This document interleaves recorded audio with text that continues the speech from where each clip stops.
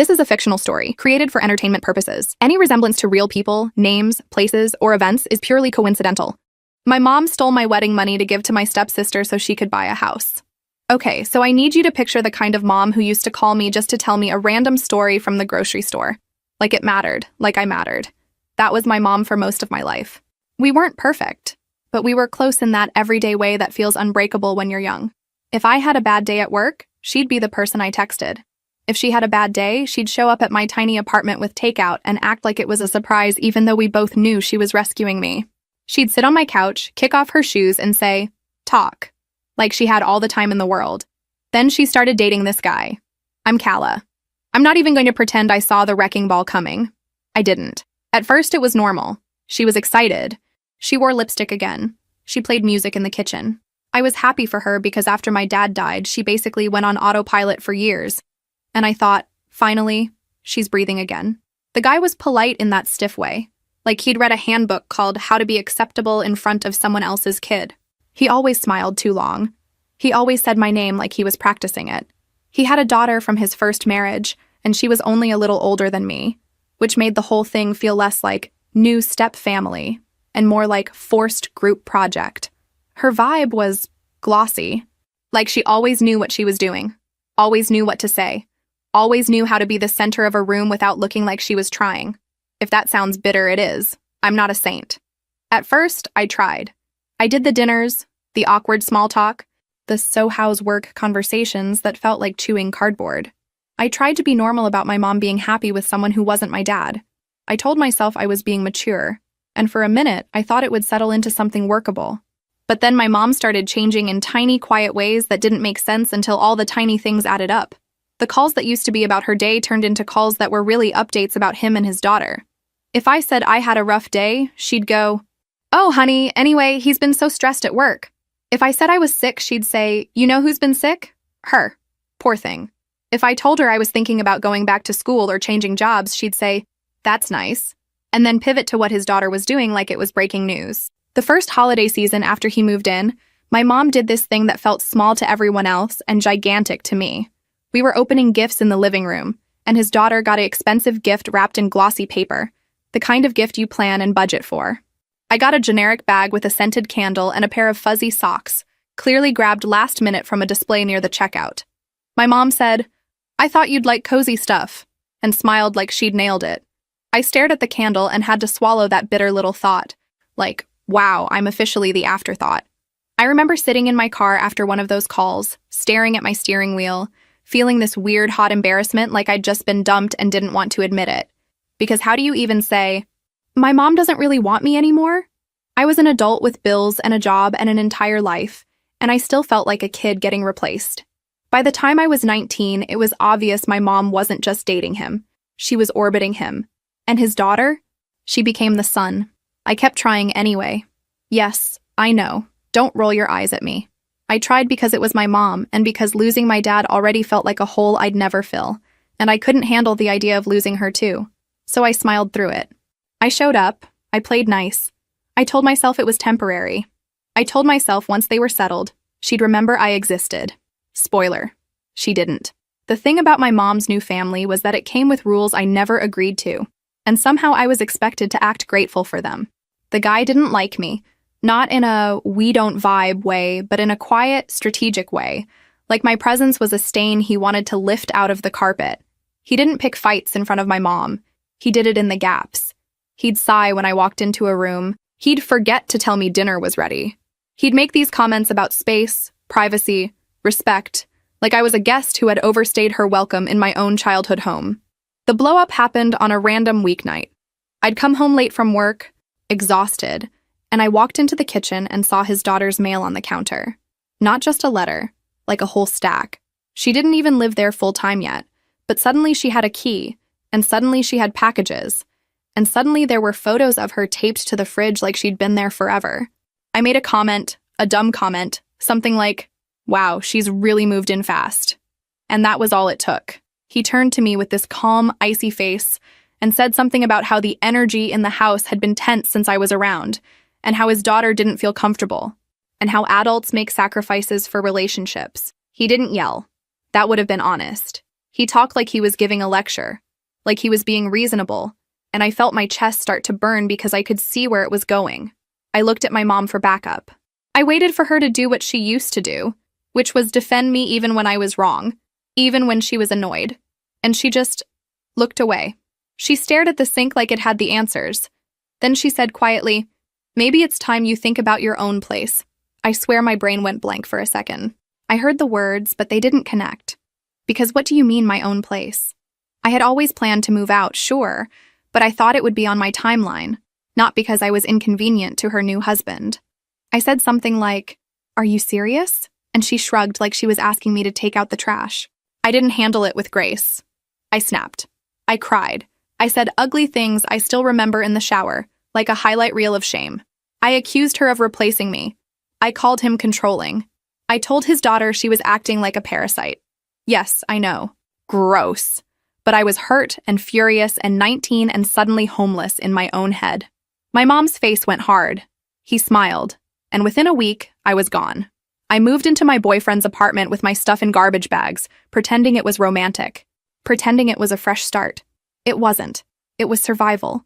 And every time I lay awake at night in a room that didn't feel like mine, I kept thinking, she let this happen. She let me go. She didn't even fight. And the worst part? She called me 2 days later like nothing happened. Just, "Hey, did you get settled?" In that casual voice like she'd lent me a sweater, not kicked me out of her life. Living with my boyfriend was supposed to be the part where I leveled up into adulthood. You know, split rent, build a routine, stop eating cereal for dinner every night. And some of it was good. He was kind in a steady way that made me feel safe, even when I was a mess.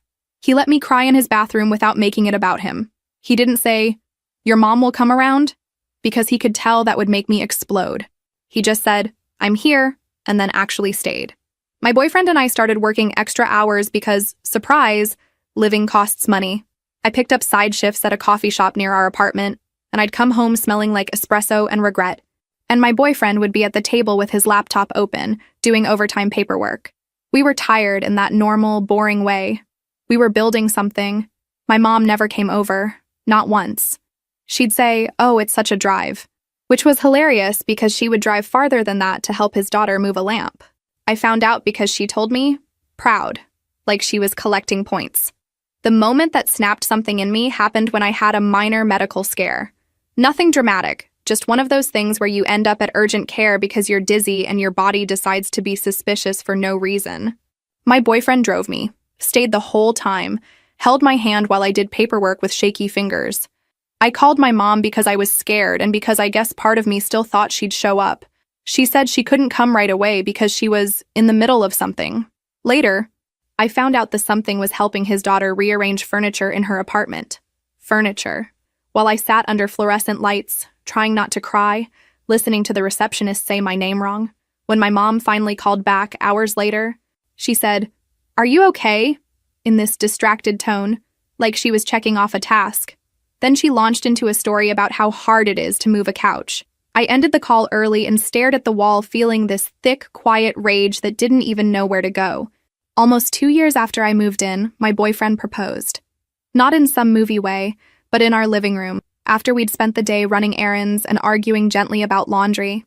He was nervous, which was honestly adorable, and he said, "I want you in my life forever," like he was choosing me on purpose.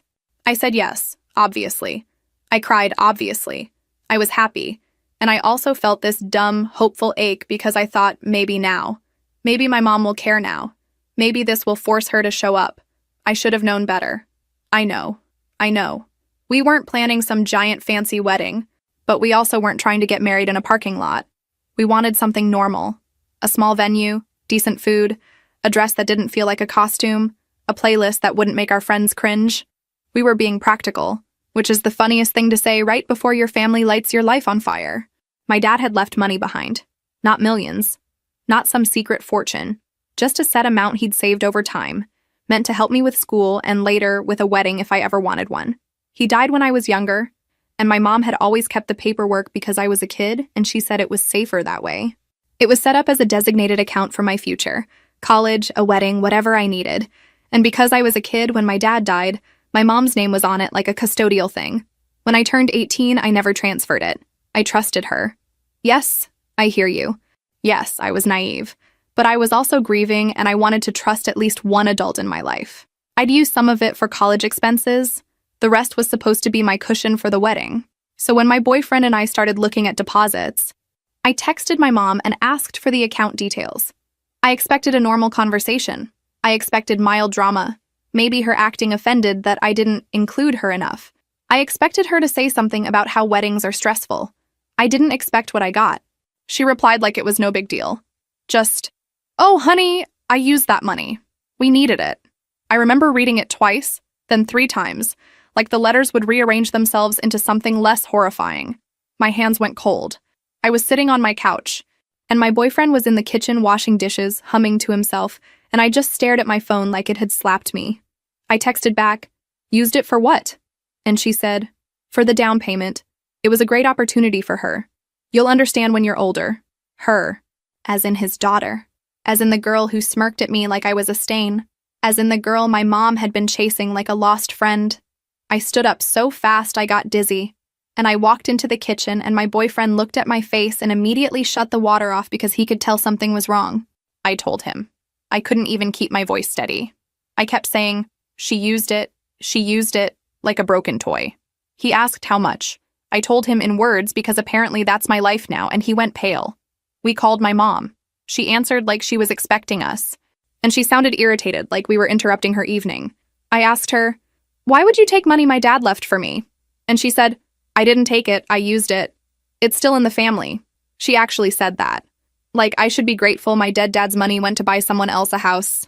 I started yelling. My boyfriend told me to breathe. My mom told me I was being dramatic. Then she did that thing where she tries to flip the emotional script and make herself the victim. She said she was under pressure. She said her husband was worried about his daughter's future. She said I was selfish. She said, "You have a fiancé. You're fine." And then she hit me with, "Your father would have wanted us to help her." That's when I started shaking.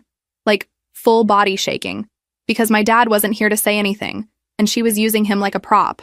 I hung up. I threw my phone on the couch. I cried so hard my face hurt. My boyfriend sat next to me and wrapped his arms around me, and I kept thinking, my mom stole from me. My mom. The woman who used to bring me soup when I was sick. And suddenly the wedding wasn't just a wedding. It was proof of whether I mattered at all. A few days after the phone call from hell, my mom invited me to a little gathering. She didn't say housewarming, but that's what it was. She framed it like a peace offering, like, "Come over, we'll talk. I'm sure we can figure something out." I should have said no. I should have stayed home and eaten ice cream and blocked her number for a while. But part of me wanted to see it. Part of me wanted proof of what she'd done, because my brain kept trying to deny it. It's this fun little thing trauma does where it goes, maybe you misunderstood, maybe you're being dramatic. Spoiler, I wasn't. So my boyfriend and I drove there. The house was nice. And here's the part that still makes my stomach twist. He bought that house in his own name, then told everyone it was for his daughter, even though it was really where he and my mom lived. The down payment came from my dad's money that was supposed to be mine. Not a mansion, not some ridiculous celebrity thing, but nice in a way that made my stomach twist because I could picture exactly what my dad's money had gone into. New paint, fresh flooring, a kitchen that didn't have that sad old apartment smell. There were balloons, there were snacks on trays, there were people smiling and saying a congratulations, like they weren't standing inside a lie. His daughter was glowing. She walked around like a tour guide, showing people every room, every closet, every corner, like she'd built it with her own hands. She kept throwing these looks at my mom, like she was waiting for applause, and my mom kept giving it, like a trained seal. When they introduced me to people, they said my first name like I was a cousin who'd stopped by, not the daughter who'd been pushed out. My mom pulled me aside and said, "Isn't it great? She finally has something stable." I stared at her and said, "With my money." And she got that tight smile again and said, "It's not just yours. It was meant for family." Then she offered her solution. She said, "We can do something simple for your wedding. You can use the backyard at the house. We'll put up lights. It'll be cute." Like she was offering me a discount party package. Like it was generous. Like I should clap. I said, "So you take the money and then you offer me your backyard as a consolation prize?" And my mom's husband swooped in like he'd been waiting. He said something about adulthood and expectations and how kids these days want everything. He actually called me a kid. I'm standing there with a job and rent and a ring on my finger, and he calls me a kid. His daughter drifted closer, pretending to listen innocently. And then she said, "Honestly, a backyard wedding is really charming. It'll look great in pictures." She said it like she was doing me a favor, like she was educating me on trends. I wanted to scream. Instead, I did that thing where you laugh because you're about to cry. I said, "You're so generous," in the most sarcastic tone I've ever used in my life, and my mom shot me a look like I'd slapped her. I felt my boyfriend's hand on my back, steadying me, because he could tell I was about to go nuclear. We left early. In the car, I stared out the window and watched houses blur by, thinking about how unfair it felt that my dad was gone and she was still here, spending his last gift like it was loose change. I cried quietly, because if I cried loud, I knew I'd start screaming, and I didn't trust myself not to drive straight back and ruin the whole party. That night, my mom texted me a smiley face. A smiley face, like we'd had a cute little disagreement. I threw my phone on the bed and said out loud, "I hate her," and then immediately felt sick because I never thought I'd say that about my mother. But I did, and I meant it. After that, my mom went into full performance mode. She started calling more, leaving these sugary voice messages like we were close again, like we were in some sitcom where the misunderstanding gets wrapped up in 20 minutes. She'd say things like, "I miss you," and "We need to get you excited again." And every time I listened, I felt this mix of rage and embarrassment, because it sounded like she missed the version of me that didn't ask questions. Then she invited me back over, saying she wanted to talk woman to woman, which made my eye twitch because she was literally my mother. But okay.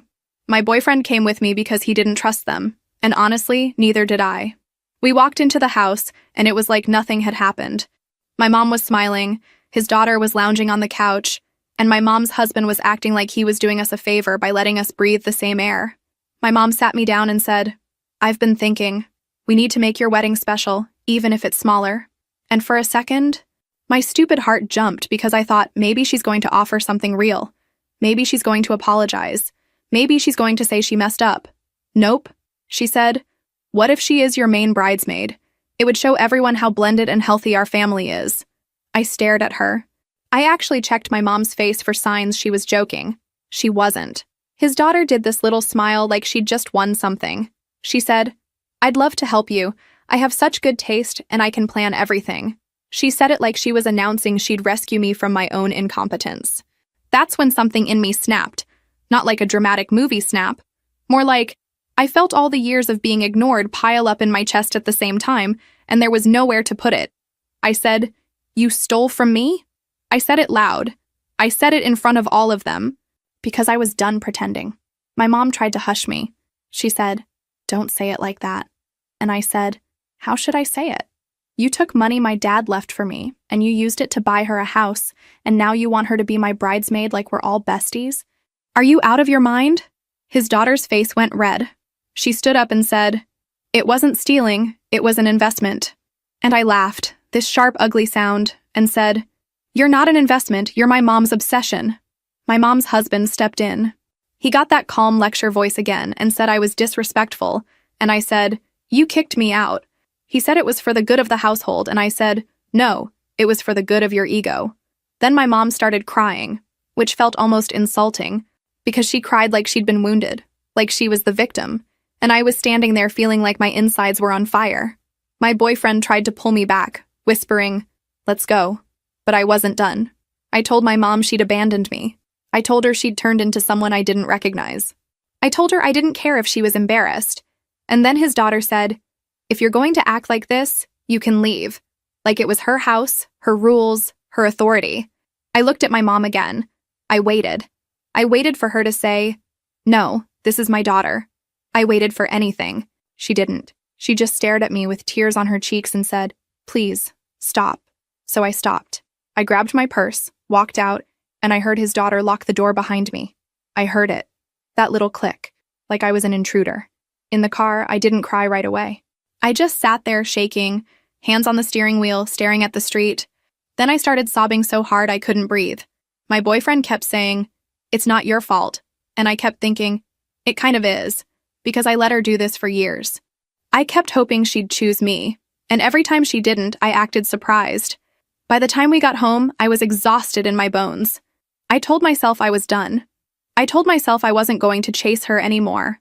And then my mom called me the next day like nothing happened. Again. That's when I realized this wasn't going to end with a heartfelt conversation. This was going to end with something breaking. I went quiet for a while after that. No calls, no texts, no, maybe we can talk. Just silence. It wasn't some noble boundary-setting moment. It was me protecting the last thread of sanity I had left. I muted my mom's contact. I stopped checking the family group chat I'd barely been included in anyway. I focused on work, on wedding planning with the money we actually had, on basic survival. A week into my silence, my boyfriend came home with this weird expression, like he'd stepped in something gross. He set his bag down, sat next to me, and said, "I got something in the mail." Not email. Actual mail. Which already made me nervous. Because who sends drama through the mail unless they want it to feel official? He pulled out an envelope with photos inside. Printed photos. And when I tell you my stomach dropped, I mean it. Because the pictures showed a woman who looked like me, kissing a guy who wasn't my boyfriend. It was in a parking lot. It was blurry, but clear enough to make your brain do that quick panic math. There were multiple angles. There was even a shot that looked like a candid, like someone had been watching. I went cold. I stared at them, and for half a second I couldn't even speak, because my brain was like, how is this possible? I hadn't been anywhere near that. I hadn't kissed anyone. I barely had the energy to breathe most days. Then my boyfriend said, "I don't believe it." Just like that. No yelling, no accusations, no dramatic exit. He said it like he was stating a fact. And the relief hit me so hard I had to put the photos down and hold my head, because I thought I was going to throw up. We sat there and went through them slowly. The more I looked, the more it felt wrong. The lighting was off. The face angle was weird. The hair was close, but not mine. It was like someone had taken a few similar features and tried to build a fake version of me, like a bad imitation. My boyfriend pointed out tiny details I wouldn't have noticed because I was panicking. He said, "Your mole isn't there." And I almost cried again because, God, he knew my face that well. We knew who did it. We didn't even have to say it. Later, I got confirmation in the dumbest, most ordinary way. The envelope had a local postmark, and inside there was a little order slip from a photo print counter. The kind you get when you pick up pictures, with the pickup notes scribbled in the same rounded handwriting I'd seen on her birthday cards. It wasn't some dramatic gotcha. It was just enough to make my skin go cold, because it meant she wasn't just being cruel in public. She was planning it. And this is where the photos stopped being just a scare tactic in my head, because I kept that envelope. I added it to a folder with every screenshot and every message. When I talked to the lawyer about the money my dad left, I didn't lead with rage. I led with a timeline. I showed the envelope and said, "This is what they do when I don't play along." It didn't turn into some huge courtroom moment, but it helped explain why I was done trying to be reasonable with people who weren't. My mom's husband's daughter had always hated me, but now she was going after my relationship because that was the one thing I had that felt stable. She wanted me isolated. She wanted me desperate. And my mom? My mom was either helping or pretending not to know, which honestly felt like the same thing at that point. I wanted to march over there and throw the photos in their faces. I wanted to scream at my mom until she finally heard me. But my boyfriend said something that made me pause. He said, "They're escalating. We need to be smart." Smart. Me. Ha. We talked about what else they could do. Work, friends, the wedding itself. If they were willing to send fake evidence through the mail, what were they willing to say online on some social media app where people believe anything with a blurry picture? I hated that I even had to think about it. I hated that my own family felt like a threat. That night, I sat in bed and scrolled through old messages from my mom, like I was looking for the exact moment she stopped being my mom. I found myself zooming in on words, rereading them, trying to understand her logic. I spiraled. I'm not proud. I barely slept. By morning, I knew one thing. Ignoring them wasn't going to protect me. Silence was just giving them room. So I did something reckless. I decided to go back in. I hate admitting this, but I put on a whole performance. Like I rehearsed it. In my car, in the mirror, in my head. I practiced sounding tired instead of furious, like I'd finally calmed down. I knew if I walked in there with fire, they'd shut me out. If I walked in there acting defeated, they'd open the door. People like that love a humbled version of you. So I went over alone. My boyfriend offered to come, but I told him I needed to do this part by myself. Also, I knew if he came, I'd act brave to impress him and ruin the plan. I'm self-aware, at least. My mom opened the door and her face did that quick flicker between guilt and relief. She hugged me like she'd missed me, which made my skin crawl, and she said, "I'm so glad you're here." Like she hadn't let a door lock click behind me a week earlier. His daughter was there too, lounging like she owned the air. Her boyfriend was there, a guy I'd seen maybe twice before at family dinners. He was quiet, the kind of guy who faded into the background, always on his phone or nodding politely while she dominated every conversation. I didn't know him well, but I knew his name from the family group chat where my mom would occasionally mention him. He looked at me like he'd heard stories about me. Probably had. I did my fake apology. I said I'd been stressed. I said wedding planning was getting to me. I said I didn't want us to fight anymore. My mom ate it up. She started tearing up again, and she said, "See, I knew you'd come around." Which honestly was a wild thing to say when the issue was her stealing my money. But okay. My phone started doing that low battery panic thing when my mom left her phone on the kitchen counter to refill drinks. She'd been using it all day, and in the rush, she forgot to lock it. Everyone was distracted in the living room. I grabbed it, went straight to the bathroom, locked the door, and sat on the edge of the tub like I was about to faint. I had maybe a minute before she noticed. That's the thing. She thinks she's the main character. She thinks nobody will ever question her. The screen lit up and there was a notification banner. A message. A name saved with a heart emoji. Not her husband. Not anyone in our family. Just a nickname. Flirty and stupid. My brain went quiet. Like, blank. Then it went loud. I tapped it before I could talk myself out of it. I know it was wrong. I know. But I also knew I was staring at something I wasn't supposed to see. And part of me felt like the universe was handing me a weapon after years of being slapped. It was a conversation between my mom and his daughter's boyfriend, the quiet guy, the one sitting 10 feet away from me on the couch, looking at his hands. The messages weren't subtle. They weren't, "Hey, how's your day?" They were intimate.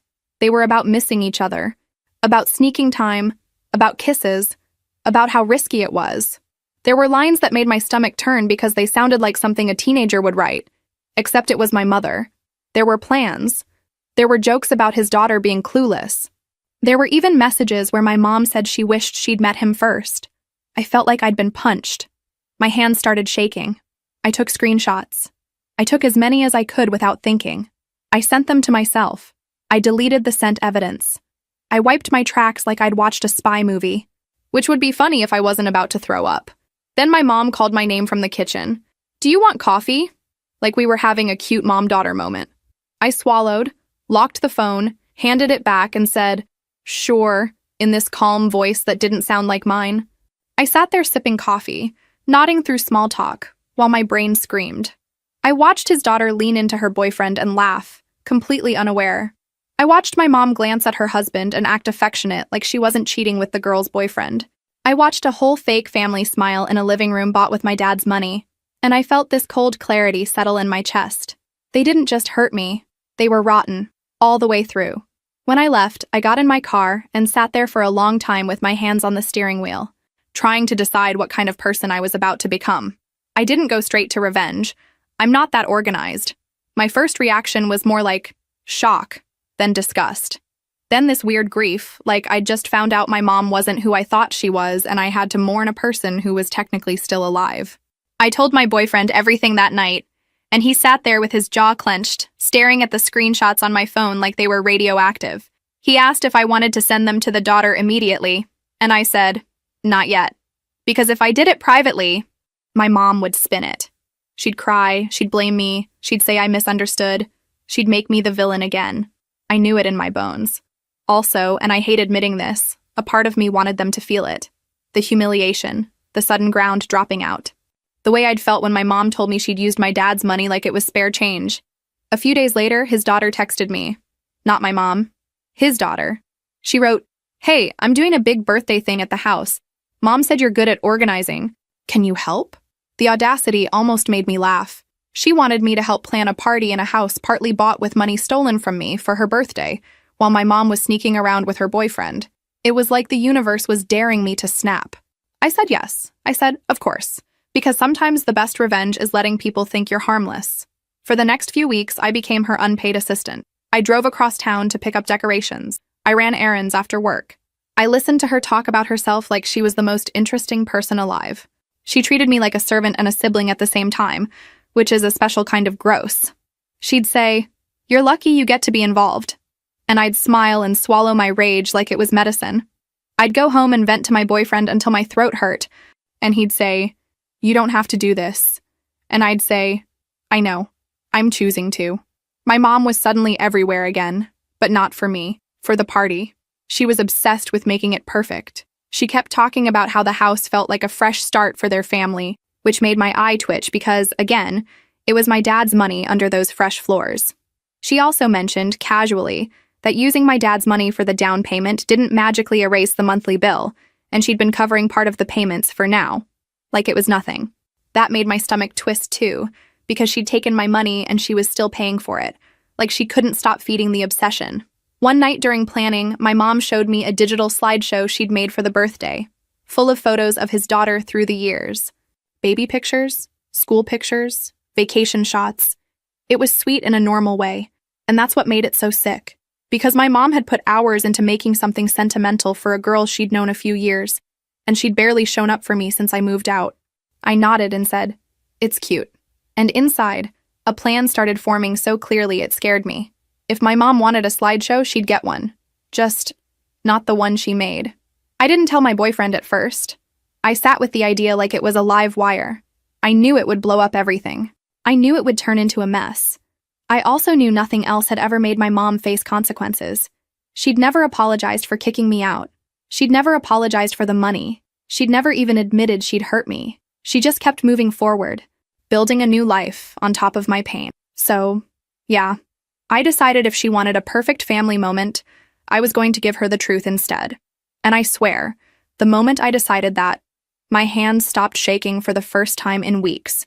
It was like my body finally picked a direction. The problem with plans is that real life doesn't care about your dramatic arc. My mom guarded that slideshow like it was a national secret. She kept the laptop with her, took it from room to room, acted like if she left it alone for 5 minutes, I'd infect it with negativity. Every time I tried to get near it, she'd suddenly appear and say, "Oh, I'll handle that," in this bright voice that sounded friendly but felt like a warning. I started getting paranoid. I'd be folding napkins at the dining table and I'd hear her move the laptop to another room, and my heart would race like I was doing something illegal. I'd wake up at 3 in the morning and stare at my ceiling, thinking about file folders and timing and how I could pull it off without being caught. Yes, I know how insane that sounds. Welcome to my life. I considered just sending the screenshots to his daughter directly. It would have been simpler, but simple didn't feel right. Simple felt like something they could brush off, something my mom could spin. I could already hear it. She's lying, she's jealous, she's unstable. If I did it privately, it would turn into a he said, she said, and I'd be the villain again. A public reveal meant witnesses. It meant my mom couldn't rewrite reality in her favorite dramatic tone. It meant she'd have to sit in the mess she created. But to do that, I needed access to the slideshow file. I needed a window of time long enough to swap it. And my mom wasn't giving me a window. The day before the party, I went over to drop off stuff, and my mom's husband was there, hovering, watching me like I was going to steal the silverware. His daughter was running around making lists and barking orders like she was planning a wedding, not a birthday. My mom sat with the laptop on her lap, clicking through slides, smiling, and every time I looked at it, my mouth went dry. At one point, my mom got up to take a call and she took the laptop with her. I almost laughed. Like, "Lady, what do you think I'm going to do? Swap your slideshow in 5 seconds with my mind?" Honestly, I wish. I left that day feeling like my plan was doomed. In the car, I gripped the steering wheel so hard my knuckles hurt. My boyfriend asked what was wrong, and I finally told him, because I couldn't carry it alone anymore. I showed him the screenshots again, then explained what I wanted to do. He listened, quiet, and then he said, "If you do this, there's no going back." Which wasn't helpful, because I already knew that. But then he added, "I'll support you. I just don't want you to get hurt more." That made me cry, because I realized part of me was still that 19-year-old hoping my mom would choose me. And this plan, it was me setting that hope on fire on purpose. That night, I wrote a new slideshow on my own laptop, using the screenshots, adding a few captions so there was no misunderstanding, making it clear who the messages were between. I saved it under a boring file name so it wouldn't stand out. I stared at it on my screen and felt my stomach flip. I was terrified. I was furious. I was weirdly calm. It was all of it at once. I fell asleep thinking, if I can't get to her laptop, I'm going to have to get creative. Party day arrived like a storm. The house was packed with noise and cheap perfume and the smell of food sitting out too long. People showed up with gifts and fake smiles and those loud, syrupy voices people use when they're trying to look supportive in public. His daughter was in a dress that screamed, "Look at me," and she floated through the rooms like she was hosting a talk show, hugging people and saying, "I'm so blessed," like she'd personally earned every square foot of that house. My mom was glowing too. She kept touching his daughter's arm, laughing too hard, acting like she was the proudest parent alive. And her husband looked tense in that way men get when they're trying to play the happy husband role, but they know the vibes are off. I stayed near the edges, helping with food, pretending I was just the helpful almost sister, smiling when people spoke to me, feeling like a bomb with a cute outfit on. My boyfriend stayed close, but not too close because we didn't want to look like a team. He kept checking my face and I kept giving him these tiny looks that said, "Not yet." My heart was pounding so hard I could hear it in my ears. I kept touching my pocket, making sure my flash drive was still there. Yes, I used a flash drive. I felt like I was in the early 2000s. Whatever. It worked. The laptop was in the living room, connected to a projector. My mom had put it there like a centerpiece. She was guarding it, of course. Every time someone walked near it, she hovered. I started thinking, she knows. She has to know. But she didn't. She was just controlling. I waited, and waited, and waited. I helped carry plates. I refilled drinks. I made small talk with a woman who kept calling me sweetie like she knew me. I laughed at jokes I didn't find funny. I watched my mom take selfies with his daughter, their cheeks pressed together, and I felt this hot rage flare and then cool again, like a wave. Then finally, the universe gave me a crack. His daughter's boyfriend, the quiet one, asked my mom to talk in the hallway. I watched them. I watched his hands twist, like he was nervous. My mom followed him with this practiced casualness, like it was normal. Her husband went outside to smoke with a couple of guests. His daughter ran to the kitchen because someone said the cake needed cutting. For maybe 60 seconds, the laptop was alone. The laptop was open because my mom had been messing with the projector connection all afternoon. I'd watched her earlier and memorized the file name, Birthday Final Version 3. I also knew the exact file name because I'd seen it during planning, which is honestly the only reason I didn't freeze and ruin the whole thing. I moved like I was on autopilot. I didn't think. If I thought, I would have frozen. I walked to the laptop, smiled at the closest guest like I belonged there, slid the flash drive in, and clicked through folders with my fingers shaking so badly I nearly missed the file. I woke the screen, plugged in my thumb drive, opened the folder, and dropped my file right on top of hers. When it asked if I wanted to replace it, I clicked yes. I yanked the drive out and stepped back. I ejected the flash drive, shoved it back in my pocket, and stepped away just as my mom came back into the room. She didn't look at me. She didn't notice. She walked straight to the laptop and patted it like a pet. My knees went weak. I went to the bathroom and sat on the edge of the tub with my hands over my mouth, breathing like I'd just run a marathon. I stared at my own reflection and thought, "What are you doing, Kala?" I came out in time for the speech. My mom clinked a glass with a spoon and people quieted down. She started talking about how proud she was, how grateful she was, how family is everything. Hearing her say family made me want to laugh and cry at the same time. Then she said, "And now we have a little slideshow of memories." The lights dimmed. The projector turned on. The first slide was a screenshot of my mom's messages to the boyfriend, with his name right there in the thread. No confusion. The room went dead silent in a way that felt unnatural, like even the air stopped. Then someone made a little noise, like a confused laugh. Then the next slide came up. Another message. Another. A line about meeting up. A line about missing his mouth. A line about how his daughter would never know. I watched his daughter's face change. She went from confusion to disbelief to the slow, dawning horror, like her brain was trying to protect her and failing. The boyfriend went pale. My mom's mouth opened, closed, opened again. She looked around like she was waiting for someone to explain it to her, like it couldn't be her life on the wall. People started whispering.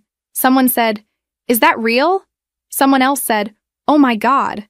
And then his daughter turned to her boyfriend and screamed his name so loud it made my skin prickle. And that was it. The moment the whole house split open. It turned into chaos so fast I almost couldn't track it. His daughter started yelling at her boyfriend, and he kept stuttering like a broken machine saying, "It's not what it looks like," which was honestly impressive because it looked exactly like what it was. She grabbed his shirt and demanded his phone, and he refused, And that refusal was like pouring gasoline on her. Then she swung. It wasn't some dramatic movie punch.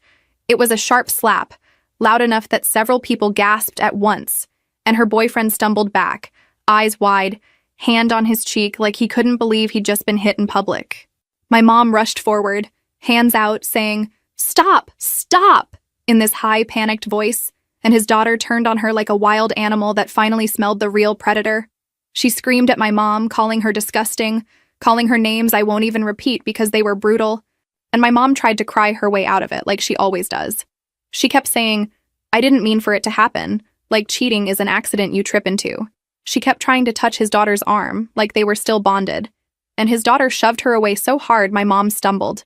Her husband finally came back inside, smelling like smoke, eyes already annoyed, and he looked at the projector screen and then at my mom and then at the boyfriend, and you could see it click. He didn't ask questions. He didn't do the slow denial thing. His face went so cold it scared me. He walked straight up to my mom and said, "Get out." Just 2 words. Flat. Dead. My mom started babbling. "Please let me explain." And he said louder, "Get out of my house." People were recording on their phones at this point, holding them up like they were watching a show, which made my skin crawl. I wanted to scream at them to stop, even though part of me knew I'd planned for a public moment. I didn't plan for the way it would turn into content for strangers. His daughter was sobbing now, loud, messy sobs, and she kept yelling at her boyfriend, and my mom's husband kept yelling at my mom, and the whole room felt like a bunch of overlapping sirens. Someone knocked over a drink. Someone stepped on the gift bags. The projector kept rolling through message after message because nobody had the presence of mind to turn it off. Every few seconds, another screenshot popped up, and the whispers got louder. My boyfriend found me in the corner and put his arm around me, grounding me. He whispered, "Are you okay?" And I almost laughed because what does okay even mean in that moment? I felt like I was floating above my own body watching it happen, like my brain had detached to survive it. My mom's husband grabbed the laptop and slammed it shut, finally ending the slideshow. But the damage was done. His daughter screamed, "How long?" at her boyfriend. He didn't answer. My mom started pleading, "I love you," to her husband, and he said, "No, you love attention." That line landed like a slap, too. People made those shocked noises again. At some point, someone called the police. Because in this country, people call the police when there's a domestic dispute and they don't know what else to do. 2 officers showed up, calm and bored, like they'd seen this exact scene 1,000 times, and they told everyone to step back, lower voices, stop pushing. My mom tried to explain through tears, and one officer looked at her like, "Lady, I don't get paid enough for your soap opera." They didn't arrest anyone. Nobody was bleeding. It was just chaos. The officers basically told my mom to leave and told the boyfriend to leave and told the guests to stop filming. His daughter sat on the stairs, shaking, mascara streaked, holding her knees like a child, while my mom stood in the doorway, stunned, looking around for someone to save her. She looked at me at one point. Our eyes met, and I swear, in that second, she knew. She didn't say my name, she just stared, and I stared back. Then she walked out into the night like the ground had finally vanished under her feet. Later, I pieced together what happened to him from mutual friends and those little social media whispers people love to pass around. His daughter, the birthday girl whose party turned into a public disaster, didn't waste time. She blocked him on everything, tossed his stuff out onto the lawn like it was trash day, and made sure everyone in their circle knew exactly what he'd done. He tried posting something vague on a social media app about misunderstandings and complicated situations, like that was going to magically blur the screenshots. It didn't. People tore him apart in the comments. Within a week, he'd deleted his accounts. And then I heard, through a coworker who knew someone at his job, that he'd asked for a transfer to another state. Apparently, he didn't even come back for the rest of his stuff, like he wanted to erase his own footprints. Whether he got the transfer or he just quit and ran, I don't know. He vanished, and good riddance. I went home afterward and threw up in my sink. That's the part nobody talks about when they fantasize about revenge. The body doesn't care if you were right. It just knows you survived something intense and now it's purging. The next morning, my phone was a disaster. My mom had left voice messages all night. At first, they were angry, like she wanted to scare me back into obedience. "We need to talk right now." Then they shifted into pleading. "Please, I don't have anywhere to go." Then they got weirdly sentimental. "I'm still your mother." Like biology is a coupon you can redeem after you betray someone. I listened to them in my kitchen while my coffee went cold. I didn't feel triumphant. I didn't feel guilty either. I felt tired, like someone had wrung me out. My mom's husband filed for divorce fast. I know that because my mom told me, between sobs, like it was my responsibility to comfort her. Apparently the house had been in his name from the start. His idea? His control move, because he said it was simpler and he didn't want the mortgage tied to anyone else. My mom went along with it because she trusted him, or because she liked having someone else make decisions so she didn't have to. So when everything blew up, she didn't just lose her marriage. She lost the house she'd been treating like her trophy. She was suddenly living in a cheap room and sending me pictures of the tiny space like I was supposed to panic. His daughter cut her off immediately. She sent a message to my mom that was basically, "You ruined my life." And then she blocked her. She also apparently broke up with her boyfriend, obviously, and I heard through the grapevine that she'd thrown his stuff into the driveway and told him to pick it up like trash. Which, honestly, fair. My mom tried to crawl back to me like I was her backup plan. She texted about how lonely she was. She said she'd made a mistake. She said she'd lost herself. She said she didn't deserve this. She said she didn't mean to hurt me. She never once said, "I stole your father's money." Not in those words. Not directly. She kept dancing around it like if she didn't name it, it wasn't real. Meanwhile, the wedding was still in limbo, because deposits were due and we were short. My boyfriend and I sat at our table and did the math again and again, like math might magically change. We argued a little, not because we blamed each other, but because stress makes you snippy and we're human. He suggested postponing. I said I didn't want to give my mom that much power over my timeline. Then I cried because I realized she already had. I talked to a lawyer, not some fancy one, just someone local who deals with family financial messes. I explained in plain language that my dad left me money, my mom had access, and she used it without my consent. The lawyer asked if I had paperwork, and I did, because my dad had been organized and my mom had kept some records, ironically. We started the process. It wasn't dramatic. It was forms, phone calls, waiting. It was boring, which is what real revenge looks like most of the time. At work, a coworker asked me if I'd seen the crazy party video, and my stomach dropped because I knew exactly what it was. People did that fake concern thing while fishing for details, and I kept smiling like I wasn't dying inside. My boss just asked if I was okay, and then everyone went right back to passing it around in group chats like it was entertainment. My boyfriend kept telling me, "Let them talk." But you know that feeling when your personal pain becomes public and you can't control the narrative anymore? It's like being naked in a crowded room and everyone is pretending not to stare while still staring. My mom sent one last message that week that said, "Was it you?" Just that. No emoji, no softness. She knew, and she was asking like she deserved honesty. I stared at that message for a long time, and then I did something that felt both petty and necessary. I didn't answer. We ended up taking help from my boyfriend's parents, which was one of the hardest parts for me, pride-wise. I grew up with my mom drilling into me that we don't ask people for money. We don't owe anyone. We handle our own problems. And then she turned around and used my dad's money like it was hers to spend. So asking someone else for help felt humiliating and unfair, like I was being punished twice. His parents offered it gently. They didn't make it weird. His mom just said, "We want you two to start your marriage without this shadow." His dad said we could pay them back slowly, whatever worked. No pressure. I nodded and said thank you and tried not to cry because I didn't want to be the shaky mess girl in front of them. We postponed the wedding a few months, just enough time to breathe and replan in a way that didn't feel like scrambling. I stayed at my job, picked up extra shifts when I could, and my boyfriend did the same. We were basically living in a loop of work. Sleep, eat, repeat.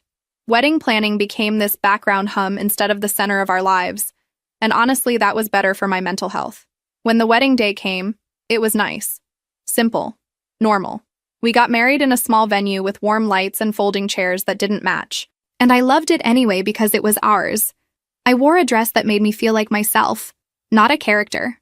My boyfriend cried when he saw me, which made me laugh and cry at the same time. Our friends danced too hard. Someone spilled a drink. It felt real. And then there was the empty space. Not a physical chair, but the absence of my mom. I hadn't invited her. I couldn't. I couldn't have her sitting there pretending she was proud while my dad's money paid for her betrayal.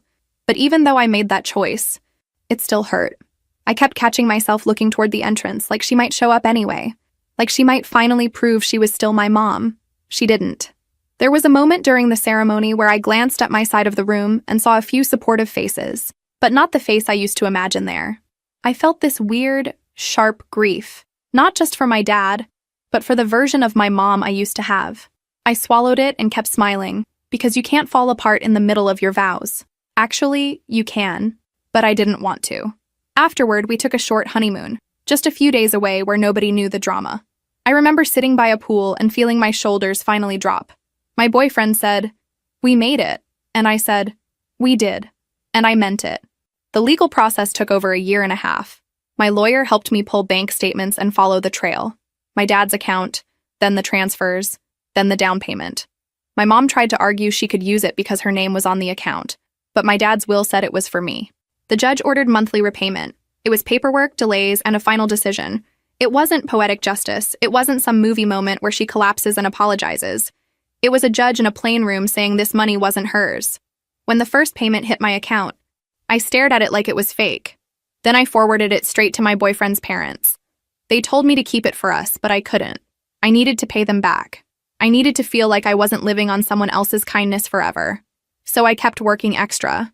I kept my head down. I kept moving. And my mom kept sending messages into the void like she couldn't stand that I wasn't responding. Some nights I'd lie in bed and wonder if I'd gone too far. Then I'd remember her shrugging at the sink when they told me to leave, her casual text about using my money, her smiley face after offering me her backyard, and the guilt would burn off like smoke. Over the months that followed, the fallout kept unfolding, even when I wanted it to be over. My mom's divorce became official, and from what I heard, it wasn't gentle. Her husband was furious and cold, and he fought her on everything. She had to move again, from the cheap extended stay place to a smaller apartment, and she kept cycling through short-term jobs like she couldn't keep her life stable long enough to hold anything. People who used to praise her started avoiding her. The social circle she'd been so desperate to impress suddenly treated her like gossip they didn't want in their homes. Without my mom contributing to the mortgage anymore, he couldn't afford to keep the house on his own. And once the divorce turned ugly, he put the house on the market. Watching the listing go up felt strange, because that place had been the loudest symbol of what they did to me. It was like watching a fire burn out after it's already destroyed your stuff. My relationship with my mom's side of the family basically evaporated. Some relatives blamed me for humiliating her. Others said they understood but still wished I'd handled it privately. Nobody asked what it was like to be pushed out at 19 or to have my dad's last gift taken from me. People love the idea of family loyalty until it costs them comfort. My boyfriend's parents, on the other hand, kept showing up. They checked on me. They invited us over for dinner. They treated me like I belonged, which made me feel both grateful and weirdly sad, because it highlighted how little my own mother had done. By the time I finished paying them back, I cried in my car again, because apparently that's how I process milestones now. I sent his parents a message saying, "We're square," and his mom replied with, "We were never keeping score." That made me cry harder. Pathetic? Maybe. Honest? Yes. My mom kept trying. She'd send messages on holidays. She'd say she missed me. She'd say she'd changed. She'd say she wanted to meet for coffee. She'd leave voicemails where her voice sounded small. And for a second, my chest would tighten, and I'd picture the mom who used to show up with soup. Then I'd remember the other mom, the one who smiled while she replaced me. One night, 11 months after the party, she left a long voice message. She didn't cry much. She sounded tired. She said she knew it was me who swapped the slideshow. She said she didn't blame me, which felt like the most backwards thing she could say, because it made it sound like she was forgiving me. Then she asked straight up, "Did you do it? I need to hear it from you." I listened to that message 3 times. I sat on my couch with my phone in my hand and my husband in the kitchen, and I felt like 2 versions of myself were fighting. The younger one wanted to answer. The younger one wanted a conversation, even if it was angry. The older one, the one I'd become through all this, knew that answering would reopen the door. So I didn't. I deleted the message after I listened, not because I wanted to erase proof, but because I didn't want her voice living in my pocket. I blocked her number for real this time, not as punishment, as protection. And here's the part that might surprise you. I don't feel victorious. I don't feel like some hero who taught her a lesson. I feel like someone who finally stopped setting herself on fire to keep her mother warm. I feel like someone who learned, painfully, that love without boundaries is just slow self-destruction. Sometimes, late at night, I still miss her. Or I miss who she used to be. or I miss the idea of her. But missing someone doesn't mean you have to let them back in. So that's where it ended. Not with forgiveness, not with a reunion, just with a locked door, a quiet apartment, a marriage I fought for, and the kind of peace you earn when you finally accept that some people will never love you the way you deserve, even if they gave birth to you.